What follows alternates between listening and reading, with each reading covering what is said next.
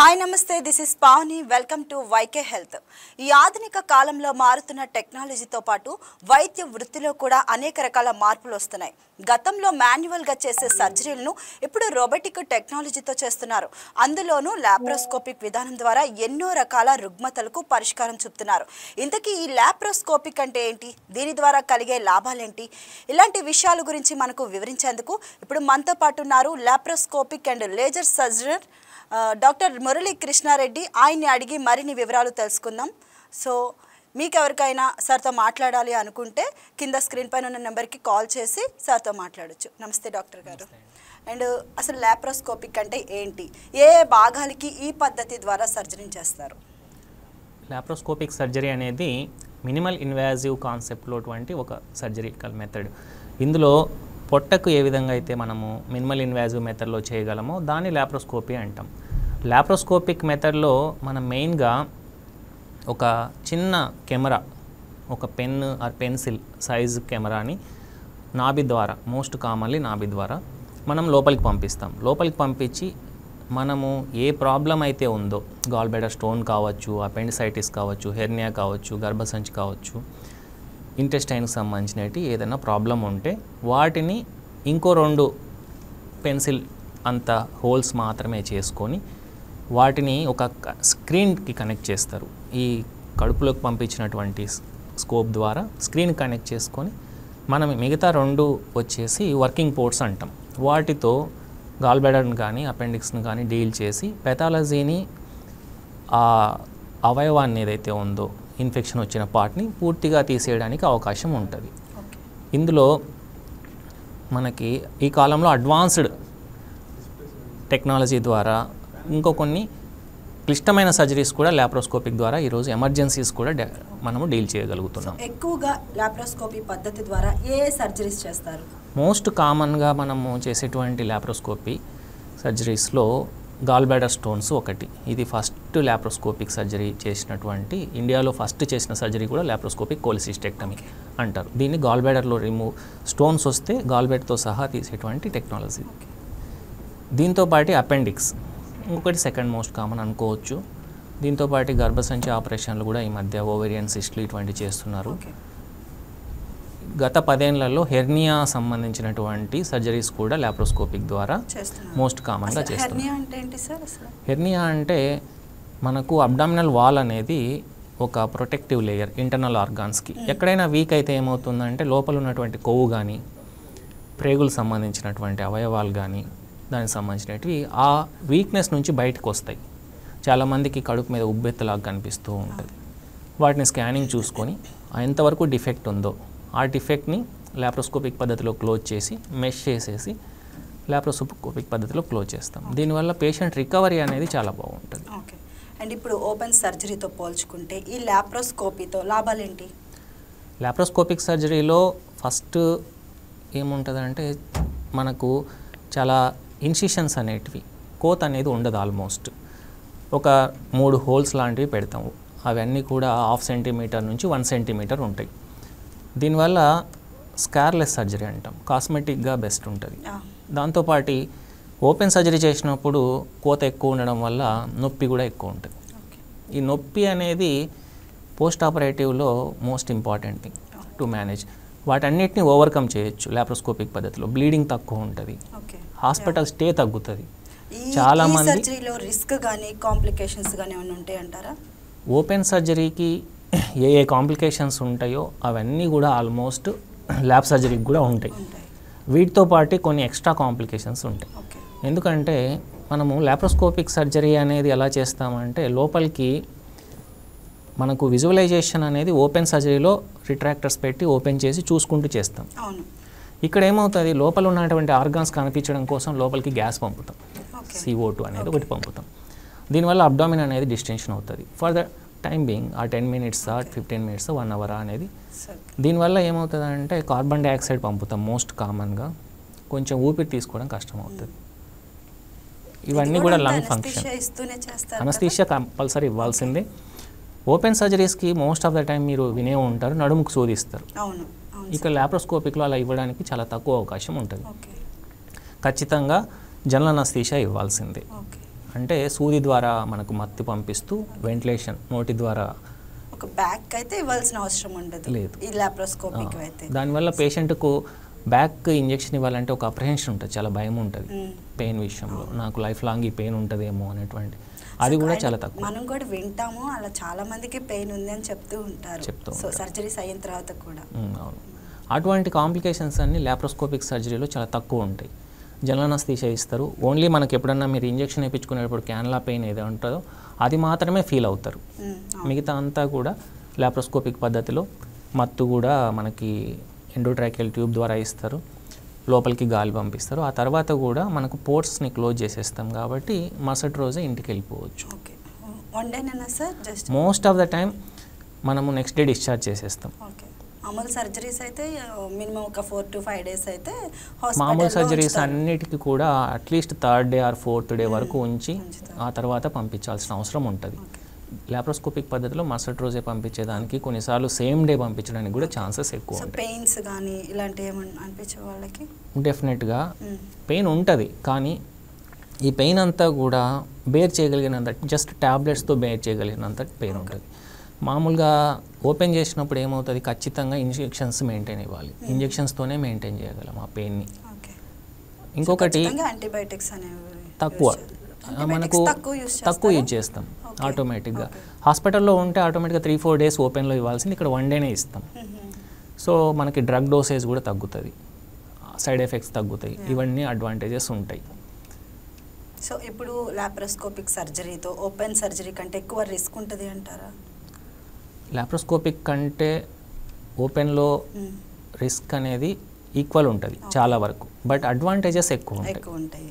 So ఇప్పుడు పిల్లలకి, వృద్ధులకి, ఒబేస్ పర్సన్స్ వాళ్ళకి ముందు సర్జరీస్ జరిగిన వాళ్ళకి ఈ లాప్రోస్కోపీ పద్ధతి ద్వారా సర్జరీ చేయడము కష్టమంటారా? ఇక్కడ పేషెంట్ సెలెక్షన్ అనేది చాలా ఇంపార్టెంట్. మామూలుగా ఒక యంగ్ పర్సన్కి 20 to 25 years పర్సన్కి చేసేదానికి, ఒక పీడియాట్రిక్ కేసును కానీ, ఒక జెరియాట్రిక్ అంటే ఓల్డ్ ఏజ్ పేషెంట్ కానీ, ఒబేస్ ఉన్నటువంటి పేషెంట్ కానీ, పేషెంట్ సెలెక్షన్లో ప్రీవియస్ సర్జరీస్ జరిగిన పేషెంట్ని సెలెక్ట్ చేసుకునేటప్పుడు మనము మల్టీ డిసిప్లినరీ అప్రోచ్ అంటాం. ఒకసారి పీడియాట్రిషియన్, ఫిజిషియన్, కార్డియాలజిస్ట్ వీళ్ళందరినీ ఒపీనియన్ తీసుకొని చేయాలి. ఎందుకంటే ఇక్కడ లోపలికి పంపించేటువంటి గ్యాస్, ఊపిరి తీసుకునేదానికి, అనస్థీషియా, వీటన్నిటినీ సెట్ అవుతాయా ఆ పర్సన్కి అనేటువంటిది కొంచెం డిఫికల్టీ ఉంటుంది ఖచ్చితంగా ఒబేస్ పర్సన్లో మనం లాప్రోస్కోపిక్ చేసేటప్పుడు. ఎందుకంటే ఎక్కువ ప్రెజర్ ఉపయోగించాల్సిన అవసరం ఉంటుంది. జెరియాట్రిక్ పీపుల్ అంటే ఓల్డ్ ఏజ్లో కూడా పిల్లల్లో చాలా స్మూత్గా డీల్ చేయాల్సిన అవసరం ఉంటుంది. అయితే వాటన్నిటిని విత్ ప్రికాషన్స్ మనం సెలెక్ట్ చేసుకొని, మనము కరెక్ట్గా మెజర్ చేసుకొని వాళ్ళకి డ్రగ్ డోసేజ్ ఇచ్చుకుంటూ చేస్తే కనుక లాప్రోస్కోపిక్లో డెఫినెట్గా ఓపెన్ సర్జరీ కంటే మంచి రిజల్ట్స్ అన్ని ఏజ్ పీపుల్కి వస్తాయి. ఇంకా మీరు అడిగిన క్వశ్చన్ ఒకటి, ప్రీవియస్ సర్జరీస్ జరిగినప్పుడు ఎలా చేయాలి అని, ఇది కొంచెం tricky. Most of the time previous A surgery జరిగినా జరగకపోయినా ఖచ్చితంగా మేము అబ్డామిన్ ఎగ్జామిన్ చేస్తాం. దాంట్లో ప్రీవియస్ సర్జరీ జరిగింది అంటే మోస్ట్ కామన్గా మనం ఎంట్రీ పాయింట్ అనేది అంబ్లికస్ నుంచి ఇస్తాం. ఒక్కొక్కసారి ఆ ఎంట్రీ పాయింట్ అంబ్లికస్ నుంచి ఇచ్చేదానికి కుదరకపోవచ్చు. అటువంటప్పుడు ఆల్టర్నేట్ పాయింట్ ఎక్కడ సేఫ్ నుంచి ఎంటర్ కావాలి అంటే most of the time left upper abdomen నుంచి ఎంటర్ అవుతాం అన్నట్టు, దాన్ని ఓపెన్ మెథడ్లో ఎంటర్ అవుతాం. దానివల్ల కొంచెము ముందు జరిగిన సర్జరీస్ వల్ల ఏదైనా అతుకులు ఏర్పడి ఉంటే, కొవ్వు కానీ లేకుంటే ఇంటెస్టైన్స్ కానీ, వాటికి ఇంజురీ జరగకుండా లోపలికి జాగ్రత్తగా వెళ్ళొచ్చు. అండ్ ఈ హెర్నియా కాకుండా ఎమర్జెన్సీ కండిషన్స్లో మీరు చేసిన ల్యాబ్ సర్జరీస్ ఏమైనా ఉన్నాయా? ఉన్నాయండి. ఇందులో మనం రెగ్యులర్గా చేసే సర్జరీస్ ఎలెక్టివ్గా ప్రొసీజర్స్, గాల్ బ్లాడర్ కానీ, అపెండిక్స్, హెర్నియా ఇటువంటి సర్జరీస్తో పాటు రీసెంట్గా ఒక బాబు వచ్చాడు మా దగ్గరికి. జరిగింది ఏంటంటే అతను సెల్ఫ్ ఇన్ఫ్లెక్టెడ్ నైఫ్తో పొడుచుకున్నాడు. సమ్ లవ్ స్టోరీ ఏదో జరిగింది. సో అది పొడుచుకుంటే స్టమక్కి హోల్ పడింది లోపల. కన్వెన్షనల్ మెథడ్లో మేము చదువుకునేటప్పుడు ఖచ్చితంగా అటువంటి ఇంటెస్టైన్స్కి, పేగులకి ఎక్కడైనా హోల్ పడితే ఖచ్చితంగా ల్యాపరోటమీ చేసేవాళ్ళు. ల్యాపరోటమీ అంటే ఓపెన్ సర్జరీనే చేసేవాళ్ళు. ఆ సర్జరీని మేము కొంచెం ఇన్నోవేటివ్గా లాప్రోస్కోపిక్ ద్వారా వెళ్ళి ఏదైతే స్టమక్కి హోల్ పడిందో, ఇంటెస్టైన్కి హోల్ పడిందో వాటిని లోపల సూచర్ వేసుకొని విత్ ఓన్లీ 3 holes, ఆ మెయిన్ వూండ్, నైఫ్ వూండ్ని ప్లస్ ఈ 3 holes క్లోజ్ చేసేసి ఒక డ్రైన్ పెట్టేసి బయటకు వచ్చాము. So patient had excellent recovery and he discharged on just second day ఇంటికి వెళ్ళిపోయారు. ఓకే, అందువల్ల మంచి రికవరీ వచ్చింది. Okay sir. ఈ లాప్రోస్కోపీ సర్జరీ ఓపెన్ పద్ధతి అంటే ఖర్చుతో కూడిన విషయం అంటారా? డెఫినెట్గా కొంత ఒక ఫర్ ఎగ్జాంపుల్ ఇది 50,000 అవుతుంది అంటే దీనికి ఒక 10,000 ఎక్స్ట్రా కావచ్చు. ఎందుకంటే మనకి ఇక్కడ ఉపయోగించేటువంటి ఎక్విప్మెంట్ కానీ ఉపయోగించే గ్యాసెస్ పెయిన్ఫుల్ ఉండదు, గ్యాసెస్ కానీ అనస్థీషియా వైజ్ కానీ ఒక 10,000 ఎక్స్ట్రా ఖర్చు అవ్వచ్చు. కానీ ఇందులో ఓవరాల్గా మనం పోల్చుకుంటే హాస్పిటల్ స్టే తగ్గుతుంది, అక్కడ యాంటీబయాటిక్ యూసేజ్ తగ్గుతుంది, హాస్పిటల్ రూమ్ రెంట్స్ తగ్గుతున్నాయి. మీరు ఓవరాల్గా at the end of the day పేషెంట్కి ఎంత ఖర్చు అయిందని చూసుకుంటే ఓపెన్కి ఎంత ఖర్చు అయిందో ల్యాబ్కి కూడా అంతే ఖర్చు అవుతుంది నా అనలైసిస్ ప్రకారం. ఓకే, ఇప్పుడు ఈ ఓపెన్ సర్జరీలో 100% క్లియర్ అవుతుంది అని ప్రజల్లో ఉన్న అభిప్రాయంపై మీరేమంటారు? చాలామందికి ఒక అపోహ ఉంటుంది, కరెంటు ద్వారా చేస్తున్నారు, ల్యాబ్ ద్వారా చేస్తున్నారు అంటే. ఓపెన్ చేస్తే కనుక పూర్వకాలంలో మెథడ్లో 100% క్లియర్ అవుతుంది, ల్యాబ్లో మీరు చేయలేరు, సైడ్ ఎఫెక్ట్స్ రావచ్చు, అంతా తీయలేకపోవచ్చు, లోపల గాల్ బ్లాడర్ మొత్తం తీయలేకుండా కొంచెం వదిలేయచ్చు అనేటువంటి అపోహ ఒకటి ఉంది ప్రజలు మోస్ట్ కామన్గా పేషెంట్స్. బిఫోర్ ఆఫ్టర్ మనకి ఖచ్చితంగా తెలుస్తుంది, టెస్టులు చేస్తారు కదా సార్, కానీ ఒక అపోహ అయితే ఉంటుంది పూర్తిగా తీయలేరేమో అని. కానీ మా ఎక్స్పీరియన్స్ అనలైసిస్ ఏంటంటే లాప్రోస్కోపిక్ పద్ధతిలో చేసేటప్పుడు విజువలైజేషన్ అనేది 360 degrees ఉంటుంది, ఎక్కువ చూడొచ్చు ఈజీగా. ఒక పేషెంట్కి ఫర్ ఎగ్జాంపుల్ గాల్ బ్లాడర్లో పెయిన్ వస్తుంది, అప్పర్ అబ్డామిన్ పెయిన్తో వచ్చాడు, ప్లస్ లోయర్ అబ్డామిన్ పెయిన్ కూడా ఉంది. అటువంటిప్పుడు మనం కెమెరా పెట్టినప్పుడు దీన్ని థెరపటిక్ కాకుండా డయాగ్నోస్టిక్గా కూడా ఉపయోగించవచ్చు. డయాగ్నోస్టిక్ అంటే ఒక స్కానింగ్ లాంటిది, లాప్రోస్కోపీ అనేది ఒక స్కానింగ్ లాంటిది కూడా. అంటే లోపలికి వెళ్ళి మనం అబ్డామిన్ మొత్తం చూసుకుంటూ ఎక్కడెక్కడైతే పెథాలజీ ఉందో అదంతా తీసేసుకొని రావచ్చు బయటికి, అండ్ డౌట్ ఉన్న చోట బయాప్సీ తీసుకొని రావచ్చు. దీనివల్ల మిగిలిపోతుంది 100% క్లియర్ కాదు అనేది ఒక అపోహ మాత్రమే. ఈ సర్జరీ అయ్యాక పేషెంట్స్ ఎటువంటి జాగ్రత్తలు తీసుకోవాలంటారు? మామూలుగా ఓపెన్ సర్జరీలో అయితే రెస్ట్ తీసుకోవాలి, అబ్డామినల్ బెల్ట్స్ ఉపయోగించాలి, ఇటువంటి అన్నీ చెప్తాము. ఇందులో ఆల్మోస్ట్ రెస్ట్ అవసరం ఉండదు. స్టిచెస్ తీసేంత వరకు ఆర్ గ్లూ ఉపయోగిస్తాము, ఒక్కోసారి స్టిచెస్ కూడా తీయాల్సిన అవసరం ఉండదు. కాబట్టి ఇమ్మీడియట్గా వర్క్కి వెళ్ళిపోవచ్చు వితిన్ 1 వీక్. వాళ్ళ మాన్యువల్ లేబరర్స్కి అయితే వీ విల్ అడ్వైజ్ 2 weeks నుంచి 3 weeks రెస్ట్ తీసుకోమని చెప్తాం. కానీ ఇప్పుడు మీలాంటి జస్ట్ ప్రొఫెషనల్స్ ఉంటారు, వాళ్ళకైతే ఇమ్మీడియట్గా మీరు పనికి వెళ్ళిపోవచ్చు అనే చెప్తాం మేము. ఓకే, జనరల్గా చూస్తే బ్లీడింగ్ తక్కువ అంటారు ఈ లాప్రోస్కోపీలో, దేనికి సార్ డిఫరెన్స్ ఏంటి? అంటే లోపల ఇంటర్నల్ బ్లీడింగ్ లాంటివి కూడా పెద్దగా ఏమి ఉండవంటారా? ఓపెన్ సర్జరీలో మనం ఏదైనా సరే మనము వర్క్ చేస్తున్నది లైవ్ బాడీ మీద, మనం ఎంత పెద్ద కట్టిస్తే అంత బ్లీడింగ్ ఎక్కువ అవుతుంది. సో ఇక్కడ ఇన్సిషన్ అనేది చాలా తక్కువ ఉంటుంది. ఇంకొకటి ఏంటంటే ఓపెన్ మెథడ్లో అన్ని సీజర్స్ ఉపయోగించుకుంటూ పోతాం. ఇక్కడ ఎనర్జీ సోర్సెస్ ఉంటాయి, లేజర్ కానీ, కాటరీ కానీ, హార్మోనిక్ కానీ, ఇటువంటి డిఫరెంట్ ఎనర్జీ సోర్సెస్ ఉంటాయి. సో 0 blood లాస్తో చేసేదానికి ఎక్కువ అవకాశం అనేది ఉంటుంది. ఓకే, అలా మన ఇండియాలో ఈ సర్జరీ ఎంతవరకు డెవలప్ అయిందంటారు? మినిమల్ ఇన్వాజివ్లో అట్ ప్రజెంట్ ఏఐ వచ్చింది, దాంతోపాటు రోబోటిక్స్ కూడా వచ్చాయి. రోబోటిక్స్ అండ్ లాప్రోస్కోపీ కంటే రోబోటిక్స్ ఇంకొంచెం అడ్వాన్స్డ్. దీని ద్వారా ఏమవుతుందంటే కొన్ని డిఫికల్ట్ సర్జరీస్ ఉంటాయి. అంటే పెల్విస్ ఏరియా, మనకు మేల్ ఆర్గాన్ ఫీమేల్ ఆర్గాన్ ఉన్నటువంటి ఏరియాస్లో లాప్రోస్కోపిక్ మనము సూచర్ అనే నీడిల్స్ అనేవి కొన్నిసార్లు తిరగవు సరిగ్గా, 2D మోషన్స్ మాత్రమే ఉంటుంది. రోబోటిక్స్లో ఏమవుతుందంటే just like it will mimic the human hand ఏ విధంగా అయితే మిమిక్ చేస్తుందో అదే విధంగా లోపల తిరుగుతుంది. దానివల్ల మనకు కొంచెం లాప్రోస్కోపీ కంటే డిఫికల్ట్ సర్జరీస్ ఉంటాయి, డీల్ చేయలేనటువంటి సర్జరీస్ని రోబోటిక్ ద్వారా మనం ఈజీగా చేసుకుంటూ పోవచ్చు. కాలర్ లైన్లో ఉన్నారు, తప్పకుండా. Sir Rajalakshmi from Bhavanipuram. రాజలక్ష్మి గారు, డాక్టర్ గారు ఉన్నారు, మీ సమస్య ఏంటో చెప్పండి. నమస్తే డాక్టర్ గారు. నమస్తే అమ్మా. సరే, మా ఫ్రెండ్కి ఇట్లాగా బాగా స్టమక్ పెయిన్ వచ్చి లేజర్ మన లాప్రోస్కోపిక్ చేశారండి, అదేదో పేగు కుళ్ళింది అని చెప్పి. ఓకే, ఇప్పుడు చేసిన తర్వాత మళ్ళీ అలాగా ఏమైనా వచ్చే ఛాన్స్ ఉంటుందా అండి? Most of the time laparoscopic ద్వారా చేసిన తర్వాత మళ్ళీ వచ్చే ఛాన్స్ అయితే ఉండదమ్మా. 100%. ఇంకో విషయం ఏంటంటే ఈ లాప్రోస్కోపీ చేసేటప్పుడు కాళ్ళు చేతులు తనకి పనిచేయలేదు, అంటే ఇనస్థీషియా ఇస్తారు కదా. అవును. కానీ ఏదైతే ఆపరేషన్ జరిగిందో అదంతా తనకి తెలిసింది, పెయిన్ బాగా భరించిందండి, పల్స్ పడిపోయి చాలా ఇబ్బంది అయిపోయింది. అది దేని వల్ల అంటారు? అమ్మ ఇప్పుడు మామూలుగా కన్వెన్షనల్గా ఓపెన్ సర్జరీ చేసేటప్పుడు నడుముకు సూదిస్తాం కదా, ఈ లాప్రోస్కోపిక్ సర్జరీలో ఏంటంటే వీన్కి ఇస్తాము, అట్ ద సేమ్ టైం నోటి ద్వారా గొట్టానికి కనెక్ట్ చేసి దాని ద్వారా అనస్థీషియా వెళ్తూ ఉంటుంది. ఒక్కొక్కసారి వీన్ ఆఫ్ అయ్యేటప్పుడు అంటే అనస్థీషియా ఆపరేషన్ అయిపోయిన తర్వాత తీసేసేటప్పుడు ఒక్కొక్కసారి కొంచెం నొప్పి ఫీల్ కావచ్చు, కానీ అది భరించలేనంత నొప్పి ఏమి ఉండదు. ప్యారలల్గా మనకు నొప్పికి మెడిసిన్ ఇచ్చుకుంటానే వీన్ ఆఫ్ చేస్తారు. ఆ మత్తు నుంచి బయటికి అయితే రావాలి కదమ్మా, అందువల్ల మనకు బయటికి వచ్చేటప్పుడు కొంచెం స్ట్రగుల్ అవుతారు పేషెంట్స్. కానీ అది depends on patient general condition, వీటన్నిటి మీద కూడా ఆధారపడి ఉంటుంది. వాటిని కరెక్ట్ ఎవాల్యుయేట్ చేసుకొని కనుక చేస్తే మనకు స్మూత్గా ఆపరేషన్ పోస్ట్ ఆపరేటివ్ రికవరీ ఉండే ఛాన్సెస్ బాగా ఉంటాయి. ఇప్పుడు అమ్మాయి ఆ ట్రామా నుంచి అసలు రావట్లేదండి, దీనికి ఎట్లా అంటారు, ఎట్లా తన్ని మోటివేట్ చేయాలి? ఏమన్నా పెయిన్ అటువంటిది ఉంటే కనుక ఖచ్చితంగా డాక్టర్ వీళ్ళ అడ్రస్ అమ్మా.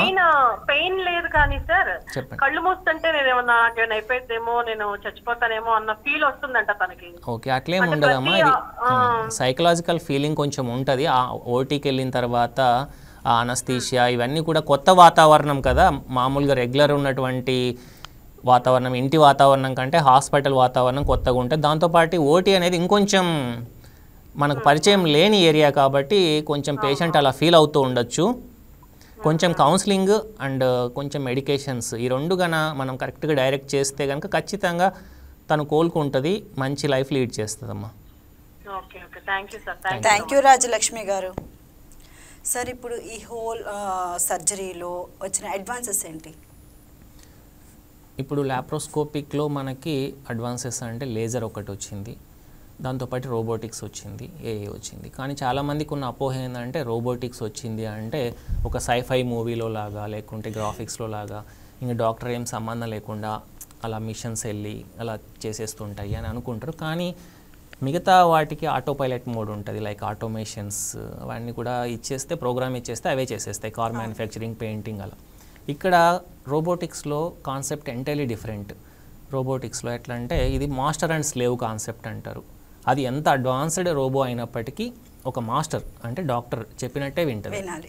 ఎందుకంటే ఆటోమొబైల్ ఇండస్ట్రీ లాగా ఇంకొక ఇండస్ట్రీ లాగా ఇది ఫిక్స్డ్ డిజైన్ ఉండదు. హ్యూమన్ బాడీ అనేది ప్రతి పర్సన్ టు పర్సన్ చేంజ్ అయిపోతుంది. వెయిట్ నుంచి మొదలుపెట్టి లోపల అనాటమీ వరకు కూడా అబెరెన్సీస్ ఉంటాయి, తేడాలు ఉంటాయి. కాబట్టి మనం స్క్రీన్ మీద చూసుకుంటూ దానికి అనుగుణంగా మనము ఆజ్ఞలిస్తేనే అది చేయగలదు. కాబట్టి అంత ఈజీగా పూర్తి రీప్లేస్ చేస్తుంది డాక్టర్ని అనేది కాదు, కానీ దానివల్ల డాక్టర్ పని ఈజీ అవుతుంది, పేషెంట్కి బెనిఫిట్ ఈజీ అవుతుంది అంతే. ప్రొలాంగ్డ్ సర్జరీస్ కొంచెం టైం తగ్గించుకునేదానికి ఈ అడ్వాన్సెస్ అన్నీ కూడా ఉపయోగపడతాయి. ఈ డయాబెటీస్ ఉన్న వాళ్ళకి కూడా లాప్రోస్కోపిక్ అనేది జాగ్రత్తగానే చేస్తారా? డయాబెటీస్, ప్రీవియస్ సర్జరీ జరిగిన వాళ్ళకి, ఓల్డ్ ఏజ్ వాళ్ళకి, కొన్ని హైపర్ టెన్షన్ ఉన్న వాళ్ళకి, అసోసియేటెడ్ బీపీ, కొంచెం మందికి న్యూరలాజికల్ ప్రాబ్లమ్స్ ఉంటాయి, ఫిట్స్ ఉంటాయి, ఇటువంటి వాళ్ళందరికీ కూడా చెయ్యొచ్చు. బట్ విత్ ప్రికాషన్స్ అన్నీ తీసుకోవాలి. కొంతమందికి కొన్ని డ్రగ్స్ పడవు, కొంతమందికి ఇవ్వకూడదు. హైపర్ టెన్షన్ ఉన్న వాళ్ళకి కొన్ని ఇవ్వాలి. లివర్ ఫెయిల్యూర్, కిడ్నీ ఫెయిల్యూర్ ఉన్న వాళ్ళకి కూడా మనం లాప్రోస్కోపిక్ సర్జరీస్ చేసాం. కానీ వాటికి సంబంధించినటువంటి అనస్థీషియా సపోర్ట్ అనేది మల్టీ డిసిప్లినరీ అప్రోచ్ అవుతుంది. అప్పుడు కార్డియాలజిస్ట్ ఒపీనియన్ తీసుకోవాలి, రేడియాలజిస్ట్ వాళ్ళకి సపోర్ట్ చేస్తుందా ఇది? ఖచ్చితంగా సపోర్ట్ చేస్తుంది, కానీ టీమ్ అప్రోచ్ అనేది ఉండాలి. మామూలుగా ఒక ఫిట్ పర్సన్ ఉన్నాడు, యంగ్ పర్సన్, ఏ అసోసియేటెడ్ డిసీజ్ లేదు, అటువంటి వాళ్ళకి అనస్థీషియా టీము, సర్జికల్ టీము సరిపోతుంది. కానీ ఇటువంటివి ఉన్నప్పుడు కొంచెం intensive care team, cardiologist support వీళ్ళందరినీ చూసుకొని అవైలబిలిటీలో బైస్టాండ్ పెట్టుకొని మేము ప్రొసీడ్ అవుతాం. అందువల్ల పేషెంట్ సేఫ్టీ అనేది ఎటువంటి కండిషన్లో అయినా కాంప్రమైజ్ కాకుండా మనం ముందుకెళ్ళాలి అనేదే మా ధ్యేయం. Okay sir, AI and robotics మీ సర్జన్ని, జాబ్ని ఎప్పటికైనా టేక్ ఓవర్ చేస్తుందంటారా? అది చాలామంది అనుకుంటున్నారు మీకు సాఫ్ట్వేర్ వచ్చేసింది కాబట్టి. సాఫ్ట్వేర్ ఇండస్ట్రీలో, ఆటోమొబైల్ ఇండస్ట్రీలో లే ఆఫ్స్ జరుగుతున్నాయి. సో సర్జన్స్ కూడా, డాక్టర్స్ కూడా ఏమన్నా అలా అవ్వచ్చా అనేది. ఆల్రెడీ కొంతమంది, కొన్ని విభాగాల వాళ్ళకైతే ఏఐ అనేది కొంతవరకు ఎఫెక్ట్ అవుతుంది అని చెప్తున్నారు. కానీ ఈ సర్జన్స్కి వచ్చేసరికి అంత త్వరగా అయ్యే పని అయితే కాదు. ఎప్పటికైనా కూడా అనాటమికల్ వేరియేషన్స్ ఇవన్నీ ఉంటాయి కాబట్టి రోబో ఉన్నప్పటికీ కూడా ఓటీలో మనతో పాటు ఖచ్చితంగా మనము డాక్టర్ యొక్క ఒపీనియన్ అండ్ టెక్నికాలిటీస్ దృష్టిలో పెట్టుకొనే రోబో కూడా నడుచుకుంటుంది. ఇప్పుడిప్పుడే అది జరగదేమో, ఇంకా మనం ఫ్యూచర్లో ఒక 30 years 40 yearsలో ఏమైనా చూస్తే చూడగలమేమో. సో ఇప్పుడు లేజర్ సర్జరీస్ మీ విభాగంలో ఎలా ఉపయోగపడతాయి అండ్ ఎటువంటి ఆరోగ్య సమస్యలు ట్రీట్ చేయొచ్చు అంటారు వాటికి? లేజర్ని మోస్ట్ కామన్గా వ్యారికోజ్ వెయిన్స్కి ఉపయోగిస్తున్నాము ఒకటి.